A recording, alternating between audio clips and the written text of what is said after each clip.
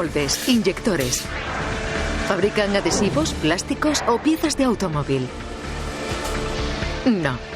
Están haciendo chucherías que se derriten en la boca, no en la mano.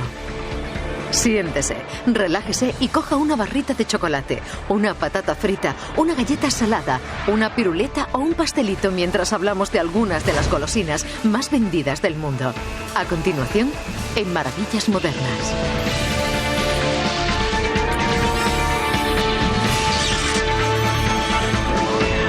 Maravillas Modernas. Los secretos de la comida basura. Freidoras de miles de kilos de patatas a la hora. Máquinas que envuelven piruletas a gran velocidad. Plantas que producen millones de litros de helado al año.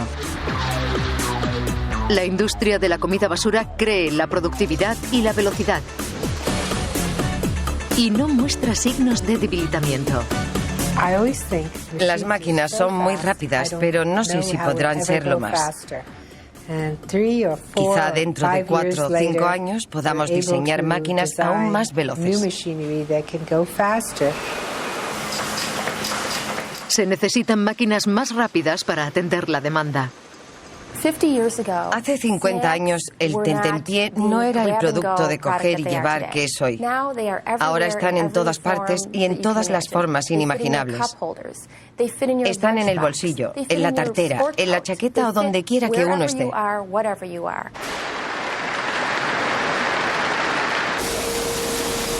La productividad ha dado sus beneficios. En Estados Unidos se venden productos elaborados por valor de más de 25.000 millones de dólares anuales. Son muchas golosinas, pero se requieren 12 kilos al año para satisfacer a un norteamericano medio. Mars Incorporated, fabricante de Snickers, Milky Way y M&M's, vende 16.000 millones de dólares en todo el mundo. Un ejército de tabletas de almendra y caramelo caliente avanza por una cinta transportadora. A unos metros le aguarda una inundación de chocolate.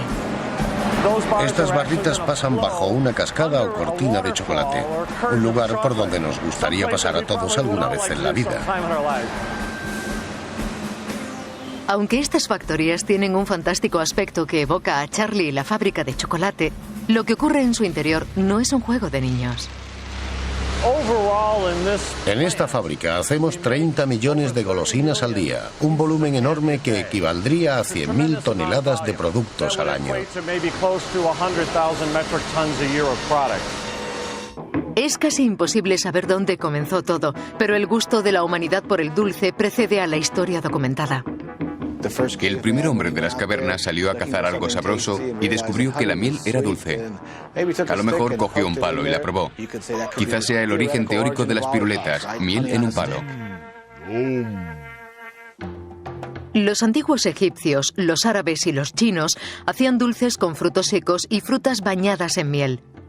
En el siglo XVII los ingleses se deleitaban con azúcar caramelizada. El otro hito para los golosos del mundo fue el descubrimiento del chocolate.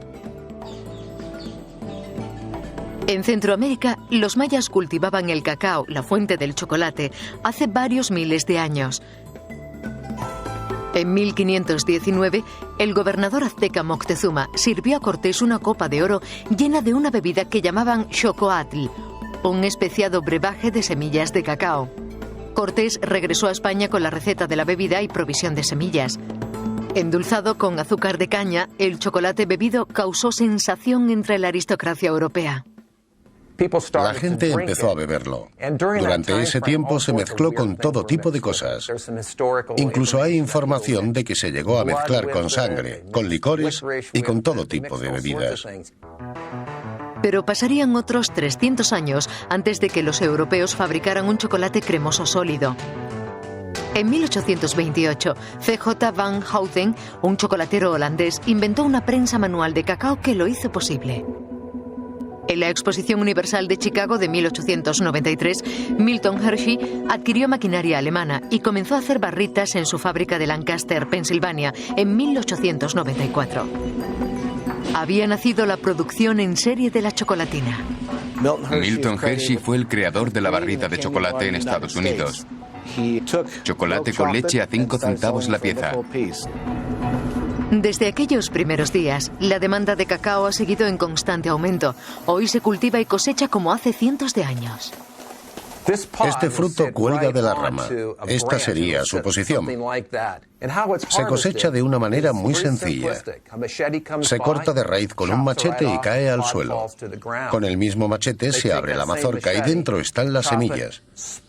Si nos fijamos bien, esos granos tan humedecidos ni siquiera parecen granos.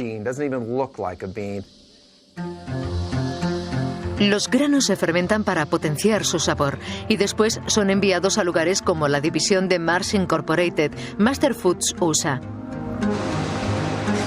En la fábrica, los granos se limpian, tuestan, descascaran e introducen en un líquido llamado licor de cacao.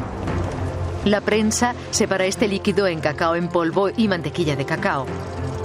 El licor o pasta de cacao y la mantequilla de cacao son los principales ingredientes del chocolate. Se añaden edulcorantes y potenciadores del sabor a la mezcla que se bate para repartir bien la grasa del cacao.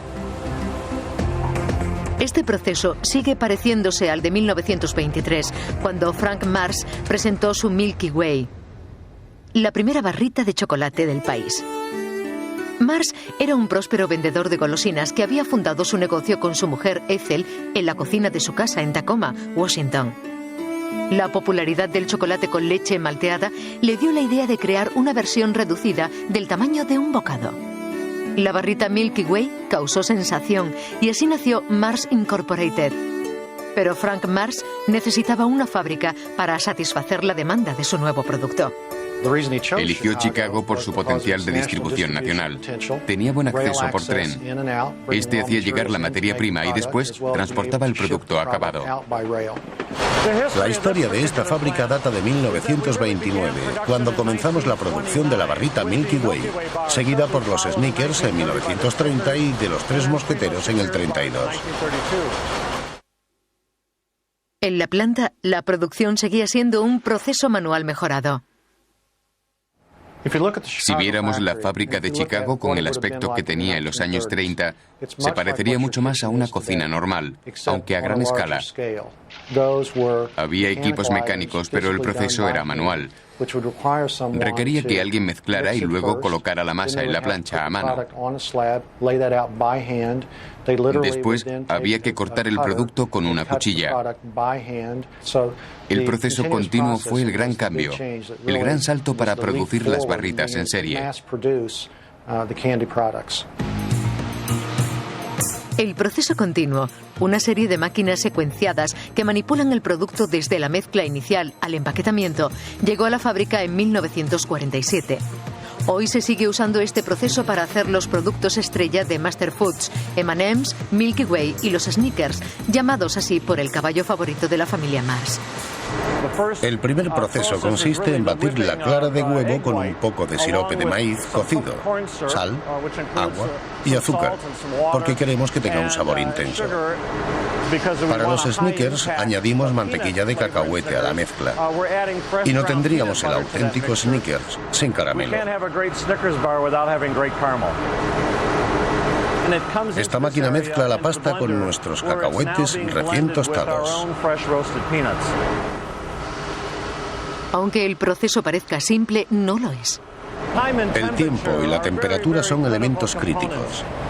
Los controlamos rigurosamente, igual que la humedad, porque provocaría que la mezcla quedara pegajosa y difícil de manejar. Esta línea tiene capacidad para hacer 50 o 60 toneladas de producto.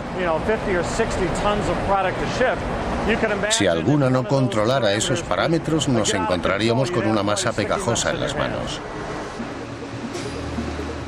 La masa a 90 grados cae en una tolva y es prensada por 2 rodillos refrigerados de acero inoxidable. El material se extiende en planchas, se separa de los rodillos y pasa a una cinta de acero inoxidable para ser enfriado. Después se dirige hacia donde se añade el caramelo. La plancha se enfría a 18 grados para que se pueda cortar limpiamente en tiras del ancho exacto de un Snickers todavía sin el chocolate. Las barritas ya están listas para recibir su cobertura. El chocolate se ha templado, calentándolo y enfriándolo de forma que asegure una cristalización más uniforme de la mantequilla de cacao. Ello da como resultado un punto de fusión más alto. Eso hace que el chocolate sea más fácil de tener en las manos a temperatura ambiente. Queremos que se derrita en la boca, no en las manos. Las barritas vibran para eliminar las burbujas de aire y distribuir uniformemente el chocolate. El proceso de templado continúa mientras las barritas se dirigen al envasado. Son inspeccionadas por última vez antes de ser envueltas a un ritmo de entre 800 y 900 por minuto. El resultado de todo este trabajo son unos espectaculares beneficios. Aunque la barrita Snickers se inventó en 1930, hoy sigue siendo una de las preferidas, con unas ventas de 2.000 millones de dólares. Pero Snickers es solo una de las marcas de la empresa, que incluye M&M's, Twix, Starbets, Skittles, Milky Way, Kudos y Tres Mosqueteros. En la fábrica de Chicago también hacen el producto más reciente, la Amazing Bar, una tableta de chocolate con leche rellena de mini M&M's. Y Pop-A-Bells, golosinas en miniatura. La empresa es dirigida ahora por la cuarta generación de la familia Mars.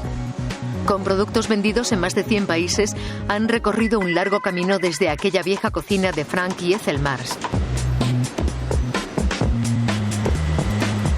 La creatividad en la cocina también fue el origen de este popular aperitivo que se hace con patatas especiales. La mayoría se cultiva en un estado dedicado a su producción. Y no es Idaho.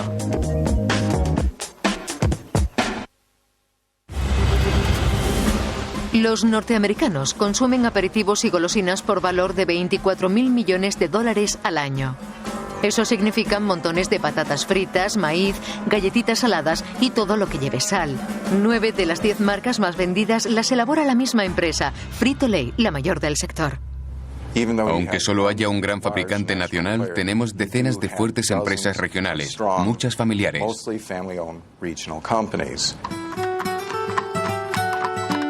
Pensilvania, el estado de las patatas fritas. La zona que rodea Hanover y York, al sureste, es apodada el cinturón de la patata chip por una razón.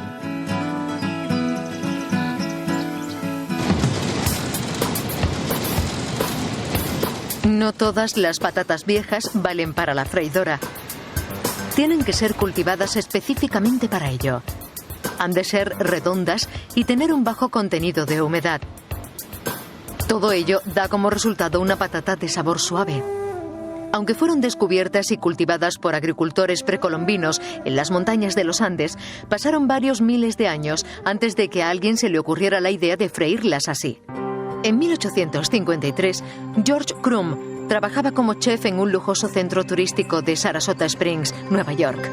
El irascible chef se sintió insultado cuando un cliente devolvió las patatas fritas porque eran demasiado gruesas. En respuesta, Crumb las cortó tan finas como un papel, las frió hasta dejarlas crujientes, las mandó a la mesa y fueron un gran éxito. Había creado un nuevo producto. No hubo ningún tipo de I+D. Fue algo impulsivo. Los ingredientes fueron más bien la ira y quizá un poco de venganza. En el siglo XX, la gente empezó a freír patatas en sus cocinas y a venderlas por la zona, especialmente en el sureste de Pensilvania. Tenían un espíritu empresarial, independiente. Se les podía tachar incluso de testarudos, pero les gustaba ser autosuficientes. Cultivaban patatas y los costes de aquel negocio, con un equipo y unos métodos de producción tan sencillos, eran muy bajos. En 1921 se fundó la Oates Quality Foods en Hanover, Pensilvania, con una mezcla de poco gasto y duro trabajo. Mi abuelo, William Oates, trabajaba en una fábrica de zapatos de Hanover y Sally, su mujer, era ama de casa. Bill se enteró de que un caballero de Nueva York tenía una pequeña freidora y que quería dejar el negocio. Mi abuelo dejó la fábrica de zapatos, reunió $300 Compró el equipo y se lo llevó a casa. A partir de ese momento, la abuela Sally empezó a hacer patatas y el abuelo a venderlas. Siempre de puerta a puerta. En 1930, la Hanover Home Brand, como se llamaba entonces, amplió el negocio comprando un edificio contiguo. En 1936, su equipo automático freía 150 kilos a la hora. Aquello fue un gran salto adelante. Pero nada comparado con esta freidora de más de $5 millones. Estamos al principio de una de nuestras freidoras continuas. Es la más grande y puede freír 2.100 kilos de patata en una hora. Antes de que las patatas lleguen al aceite, deben clasificarse. La gente no sabe que debemos clasificarlas por tamaños para el envasado posterior. Usamos patatas grandes para las bolsas grandes y pequeñas para las de menor tamaño. Estas, de una variedad llamada Snowdens, entran en la fábrica por un conducto de agua que las lava mientras las desplaza. Se necesitan 2 kilos de patatas para obtener medio kilo de fritas. Este es un pelador moderno. Hay una serie de tambores en los que podemos ajustar la abrasión ejercida en el interior. Dependiendo del tipo de patata y de la dureza de la piel, podemos pelarla por completo. Las peladuras no se tiran, se venden para alimentación animal. Cuando están peladas, las patatas pasan al cortador, un tambor giratorio con cuchillas de acero que las rebana con un grosor de entre 1 y 2 milímetros.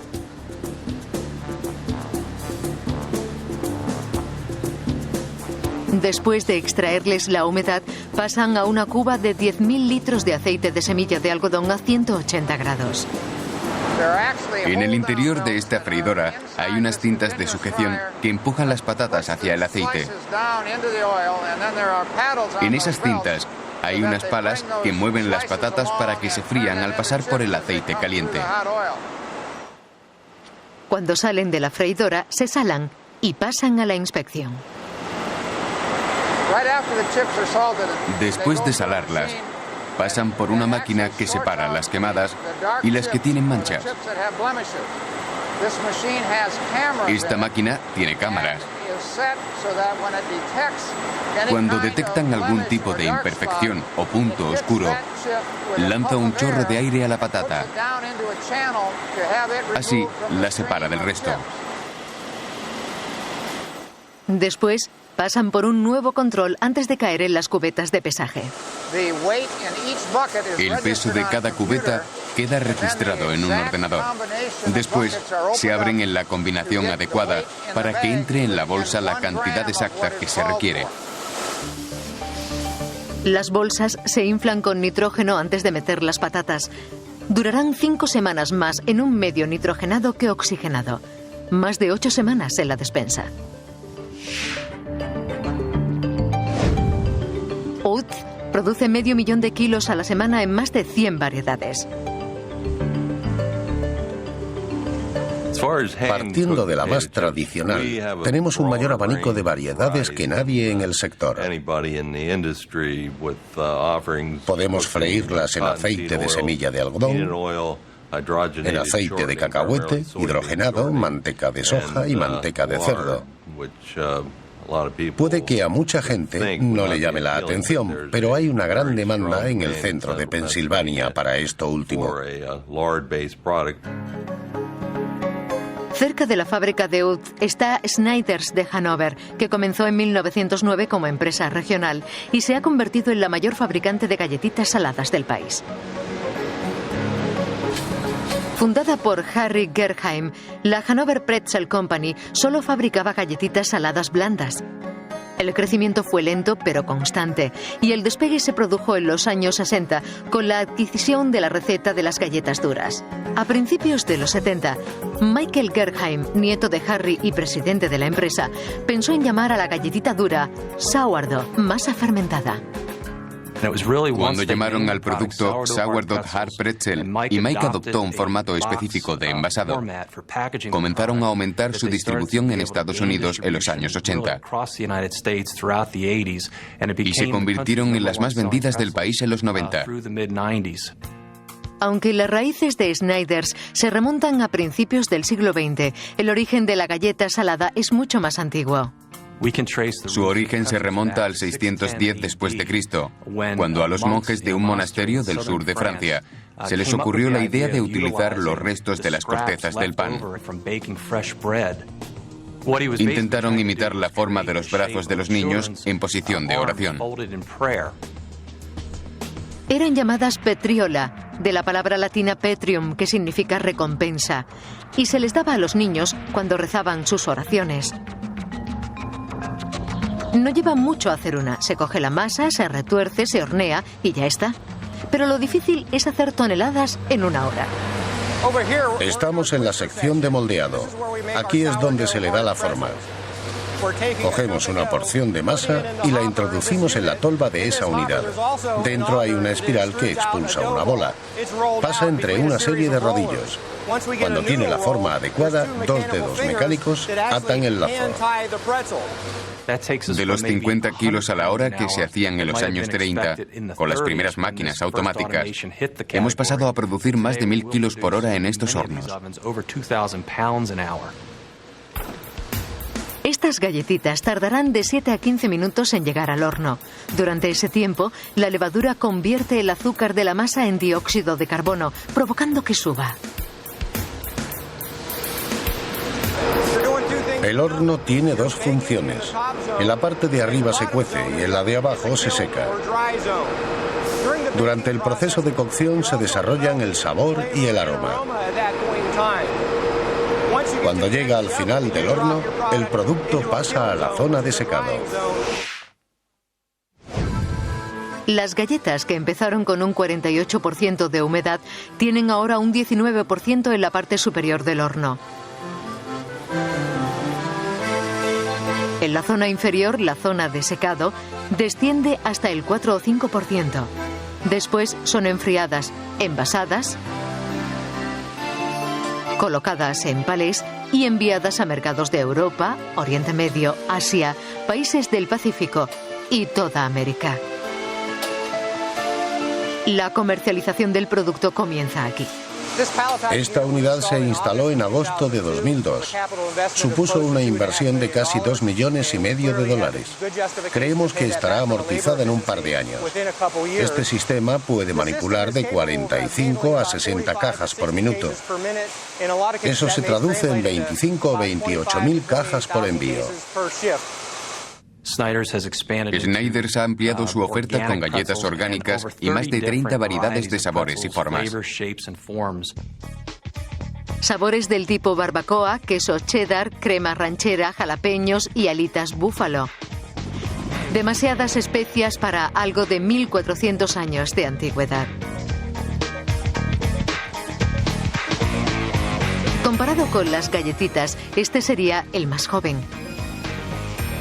Y está sufriendo una crisis de identidad. No es solo chocolate, ni caramelo, ni dulce de azúcar, pero sigue teniendo muchos adeptos.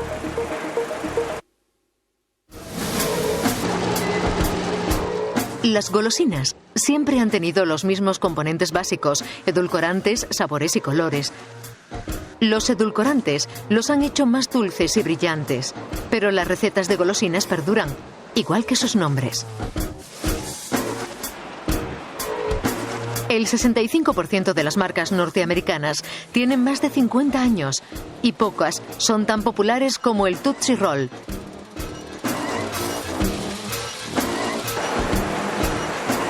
Introducido en 1896, ya tiene más de un siglo. El Tootsie Roll empezó como una moneda de un penique envuelta y aún tenemos uno muy pequeño que sigue siendo de ese mismo tamaño. Pero no se dejen engañar por su modesto aspecto y precio. Esta golosina ha creado un imperio. La producción de esta fábrica de Chicago es asombrosa. Hacen 83 millones de unidades al día, más 16 de Maison-Dats y unos 20 millones de piruletas.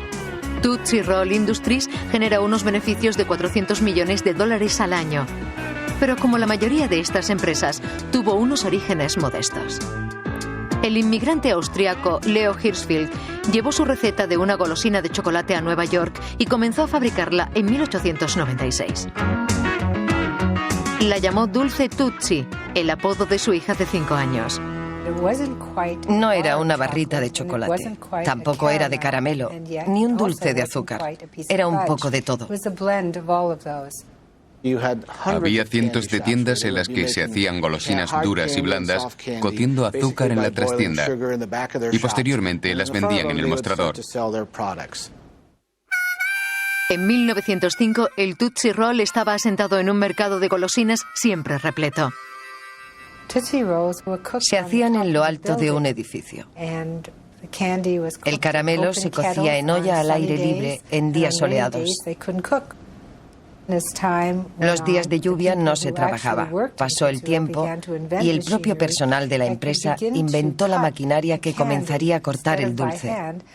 Ya no se haría a mano, sino con máquinas automatizadas. Después las máquinas empezaron a ser más rápidas. Hoy la fabricación está completamente automatizada. Nos encontramos junto a la máquina donde hacemos el Tootsie Roll. Tenemos un total de 6 ollas y 3 mezclas: aceite de cacao, sirope de maíz y leche condensada. Cocemos unos 5.000 kilos por hora en estas 2 ollas. La mezcla es enfriada lentamente en esta cinta para templar el rodillo y darle su peculiar textura. Si se enfría muy rápido se queda duro y si no lo enfriamos lo suficiente no se puede manipular. Puede que el chocolate sea el sabor más extendido, pero no es el único. La fábrica también hace 17 sabores diferentes, incluidos los de uva, naranja y cereza. El proceso para los afrutados es el mismo, pero el cacao se sustituye por sabores y colorantes artificiales. Después de mezclarlo y de enfriarlo durante 30 minutos, el rodillo pasa por una máquina extrusora que lo convierte en este bloque. De él salen los Tootsie Rolls.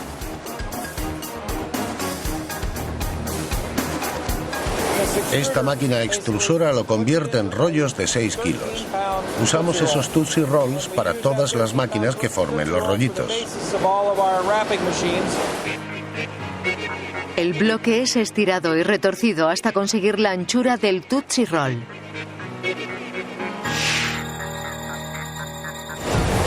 Aquí es donde se cortan. Estos mecanismos los cogen y los pasan a los siguientes que se encargan de envolverlos en su papel. Al final hay 2 cilindros que retuercen los extremos del envoltorio. Todo esto ocurre a una velocidad de 1.500 piezas por minuto, el triple que hace 10 años. Las máquinas son cada vez más veloces, porque con los años la gama de productos ha ido creciendo hasta incluir 7 tipos diferentes de golosinas.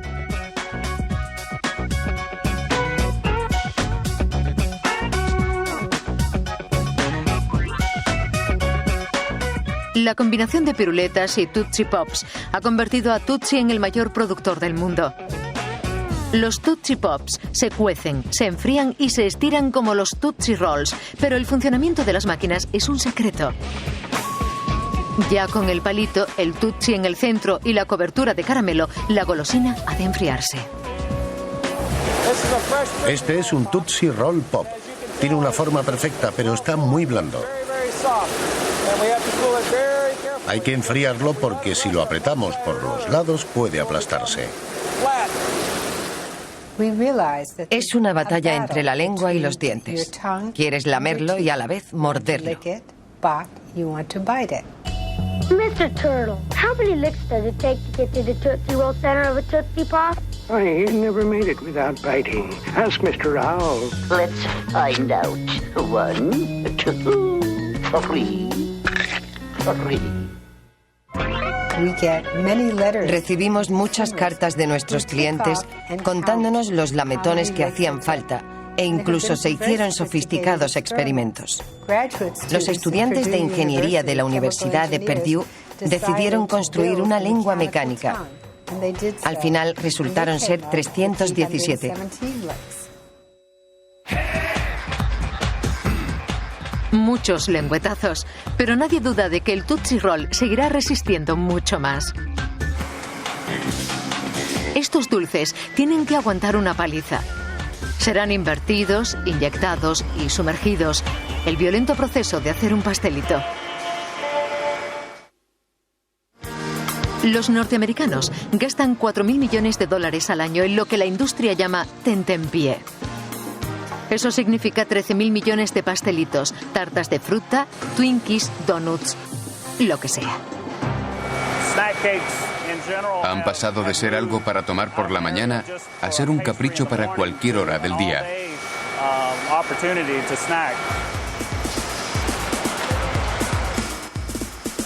Para mantener el consumo, las empresas han aumentado la producción y se han consolidado creciendo más allá de sus raíces. La mayoría de estas empresas empezaron como pequeños hornos de bollería, pero los clientes cambiaron. Los minoristas también se consolidaron y se convirtieron en grandes cadenas al por menor. Eso también ayudó a consolidarse a los proveedores. Incluso grandes minoristas optaron por la eficiencia de comprar a proveedores locales cada vez mayores. Hacemos 42.000 pasteles por hora. Podemos llegar a 5 millones a la semana. 5 millones de pastelitos. Eso requiere mucha materia prima, harina y azúcar. 25.000 kilos de azúcar que llegan en un camión que lo descarga en el silo. Cada uno puede contener 60.000 kilos. Usamos unos 225.000 kilos de azúcar a la semana. En la Flowers Food de Crossville, Tennessee, hacen 64 variedades de pastelitos, bizcochos de crema, brownies, rollos de canela, bollitos de miel y bolas de nieve. Si los pastelitos de Flowers resultan familiares, es porque muchos miembros fabricantes elaboran productos similares. Flowers, que empezó en 1919 cuando William y Joseph Flowers abrieron su primer horno en Thomasville, Georgia, ahora tiene 34. El primer establecimiento fue noticia al producir 30.000 barras de pan al día. Por dar un ejemplo, una sola de nuestras plantas actuales puede producir 170.000 barras de pan. Se ha recorrido un largo camino, desde un proceso sencillo que producía unas cuantas docenas o quizás unos cientos, hasta el sistema continuo de miles de kilos a la hora. Esta tecnología está a pleno rendimiento en la fábrica Flowers de Crossville, que produce anualmente más de 40 millones de kilos de productos. El sistema automático de la empresa mide 220 metros, desde la mezcla al envasado. En el amasado hay dos procesos.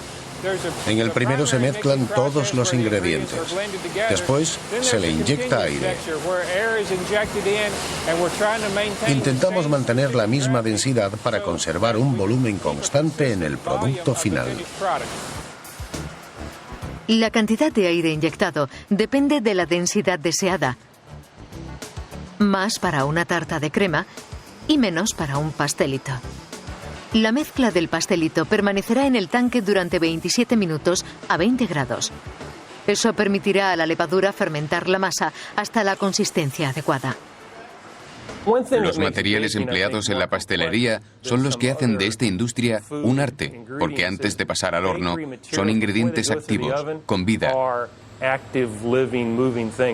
Si manipulamos una masa con levadura, cambiará desde que es mezclada hasta que termina el proceso. No se puede hacer una gran hornada y dedicarle todo el tiempo a ella.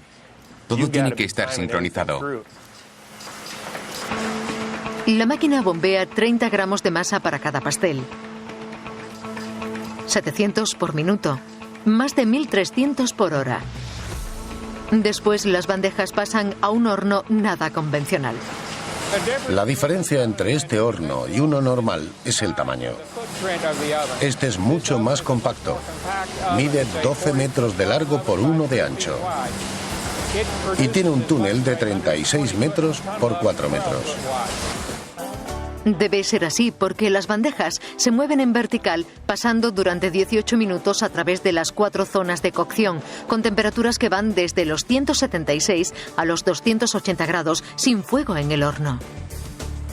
Un aceite a 300 grados circula por un circuito cerrado conservando la energía. Después de dejar el horno a 90 grados, el pastel se enfría durante 25 minutos. A 36 grados estará listo para inyectarle crema. El control de la temperatura es crítico. Si el producto está demasiado frío, los pasteles se rompen. Y si está demasiado caliente, la crema se licúa. Después se da la vuelta a las bandejas dejando caer su contenido. En este punto, las bandejas y los pasteles se separan. Los unos para ser bañados y las otras para ser limpiadas y regresar al principio de la línea. Allí serán engrasadas y cargadas de mantequilla para comenzar de nuevo el proceso. Los pastelitos serán cubiertos con chocolate a 54 grados y un pequeño adorno blanco. Después, solo les quedará un túnel de templado de 60 metros de longitud. Los pasteles se enfriarán a 20 grados para cuando lleguen al embalado. 8 máquinas automáticas envasan entre 70 y 110 unidades por minuto, pero sigue habiendo hueco para la intervención humana. Es uno de nuestros puntos de control de calidad. Nos permite inspeccionar visualmente el producto para asegurarnos de que cumple los requisitos de calidad. Y también nos permite colocar el producto en las cajas y presentarlo en su disposición característica. Flowers Bakery procura seguir siendo competitiva porque debe enfrentarse a la mayor pastelería industrial del país, Interstate Bakeries, que posee la marca Hostess. En Estados Unidos se consumen 500 millones de Twinkies. Dividido por 365 nos da 1.369.000 al día. Y como todas las cosas famosas, los Twinkies también han sido víctimas de las leyendas urbanas, incluyendo la de que no se hornean. Los Twinkies están horneados. No son producto de la química y siempre ha sido así. Otra leyenda urbana dice que los Twinkies sobrevivirían al holocausto nuclear. No sé si es verdadero o falso y espero no tener que descubrirlo. Si los Twinkies no sobrevivieran, esto tampoco lo haría. Los helados han de ser mimados hasta que se colocan en el supermercado. La multimillonaria industria estadounidense del helado produce miles de millones de litros de helado y postres congelados consumidos con fruición a razón de 19 litros por habitante. El mayor fabricante de helados del país, Dreyer's Grand Ice Cream, cuenta con 7 fábricas. Sus instalaciones de Bakersfield, California, producen 55 millones de docenas de postres congelados y 25 millones de litros de helado al año. Hacemos más de 2.000 litros a la hora, lo que dan de sí nuestros congeladores. Si sumáramos todos los congeladores, se convertiría en un proceso a gran escala.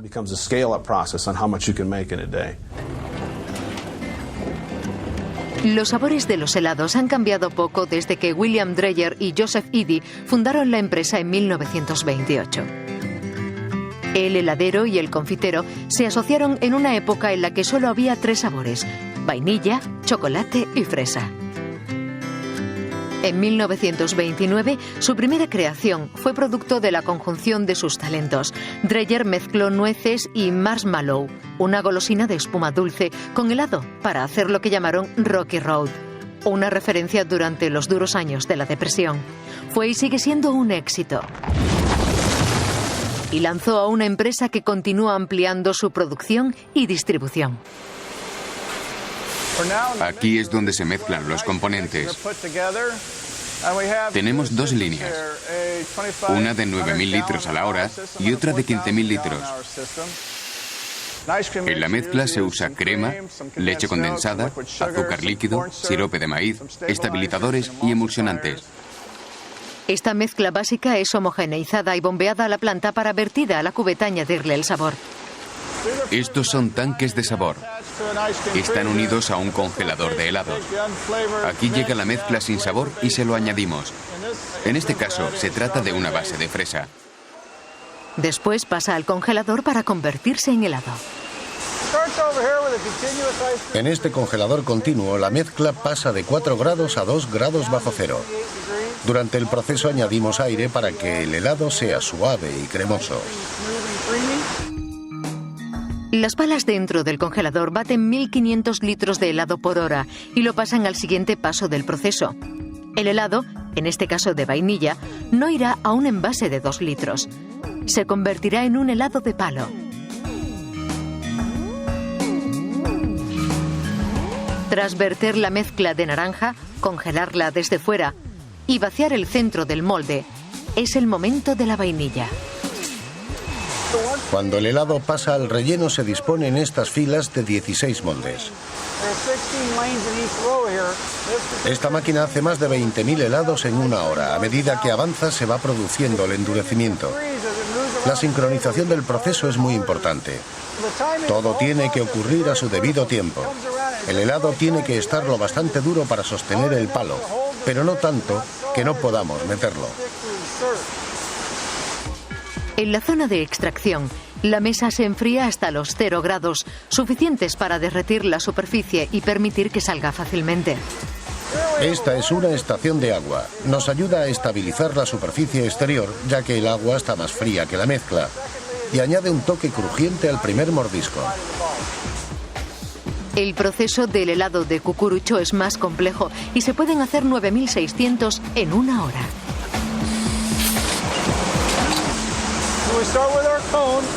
Empezamos con el cucurucho. Lo rociamos con una capa de chocolate por el borde. Algunos de nuestros productos tienen el centro relleno de caramelo, chocolate o crema. No se ve, pero hay una boquilla dentro de otra.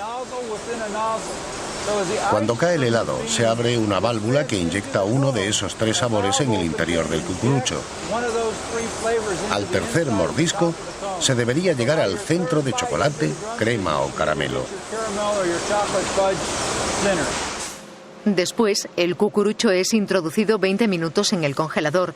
La temperatura varía entre los 0 y los 6 grados bajo cero. Cuando sale de este entorno, lo sumergimos en chocolate y lo bañamos en nueces. Después, son envasados uno a uno y llevados a nuestro almacén.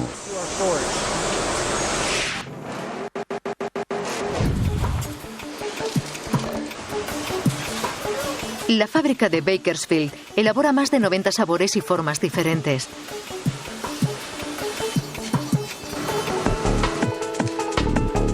Y aunque la industria de los aperitivos ha demostrado su ingenio e imaginación, los consumidores han tenido que pagar un precio. Los tentempiés han dejado de serlo y se han convertido en algo que comer a cualquier hora. Y eso ha provocado la famosa crisis de obesidad en Estados Unidos. Se pueden comer donde y cuando quieran. Los fabricantes han respondido a su demanda en exceso. Al final son los consumidores los que deciden qué comer, y algunos abogan por los productos naturales. Un alimento procesado carece de humedad, fibras naturales, vitaminas y minerales, a no ser que se le añadan productos químicos procesados. Una manzana o cualquier otra pieza de fruta está llena de fibra, de peptinas y de humedad natural. Las manzanas son perfectas en su estado natural. Pero cuando nos comemos una golosina de este tipo, sentimos un placer culpable. La recompensa es un chocolateado, crujiente y cremoso bocado de cielo.